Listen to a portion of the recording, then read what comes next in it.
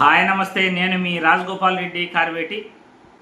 ఇచ్చిన హామీలను నిలబెట్టుకొని చంద్రబాబు నాయుడు అధికారంలోకి రాకముందు ఎలా మాట్లాడాడు, అధికారంలోకి వచ్చిన తర్వాత ఏం మాట్లాడుతున్నాడు, అధికారంలోకి వచ్చిన తర్వాత ఆయన మాట్లాడే మాటలు చూస్తుంటే అధికారంలోకి రాకముందు మాట్లాడింది ఈయనేనా అని ప్రజలందరూ కూడా ఆశ్చర్యపోతారు.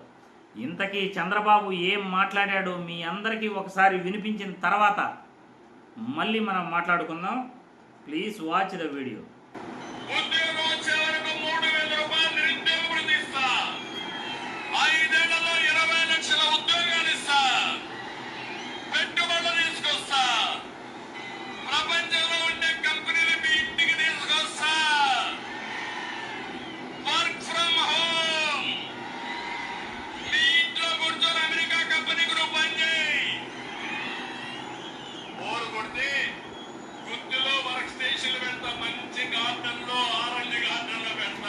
ఆరెంజ్ గార్డెన్లో పెడతాడంట. అయ్యా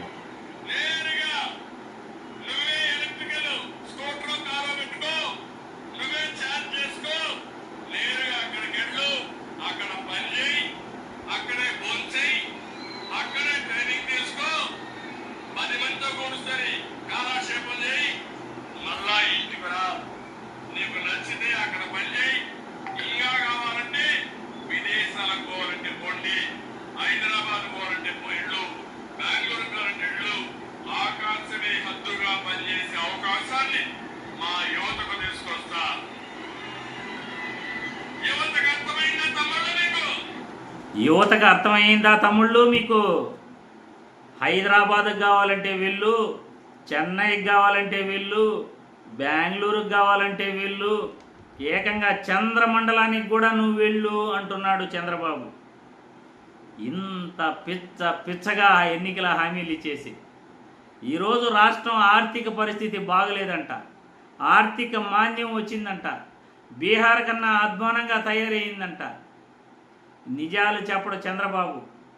14 సంవత్సరాలు ముఖ్యమంత్రిగా పనిచేసిన వ్యక్తికి మనం అధికారంలోకి వస్తే రాష్ట్ర ఆర్థిక పరిస్థితి ఎలా ఉంటుంది అని తెలియకనే ఈయన హామీలు ఇచ్చాడట. ఎన్నికలకు ముందు ఇష్టానుసారం హామీలు ఇచ్చేసి ఎంత నమ్మించి మీరందరూ కూడా చూశారు.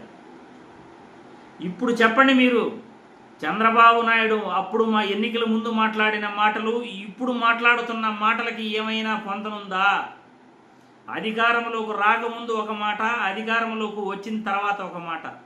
అందరూ వింటున్నారు చంద్రబాబు నాయుడు అంటే ఎలా ఉంటాడు, ఎన్నికలకు ముందు ఎలా మాటిస్తాడు, ఎన్నికల తర్వాత ఎలా మాట తప్పుతాడు అనేది రోసయ్య గారు గతంలోనే చెప్పారు, హర్ష కుమార్ చెప్పాడు. ఆ వీడియోలన్నీ కూడా హల్చల్ చేస్తున్నాయి.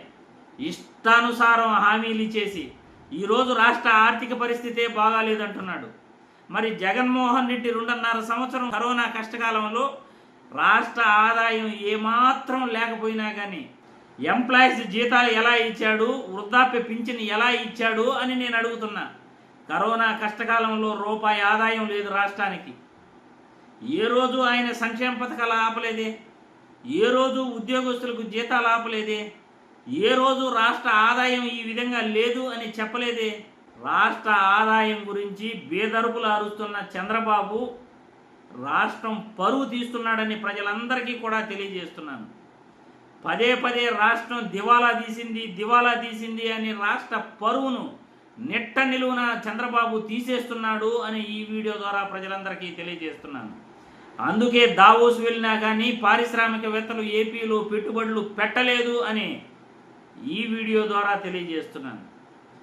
ఎన్నికలకు ముందు ఇష్టానుసారం హామీలు ఇచ్చేసి ఎన్నికలు అయిపోయిన తర్వాత అధికారంలోకి వచ్చిన 8 నెలలకి రాష్ట్రం దివాలా తీసింది, రాష్ట్ర ఆర్థిక పరిస్థితి బాగాలేదు అని చంద్రబాబు మాట్లాడుతుంటే నవ్వు వస్తూ ఉంది.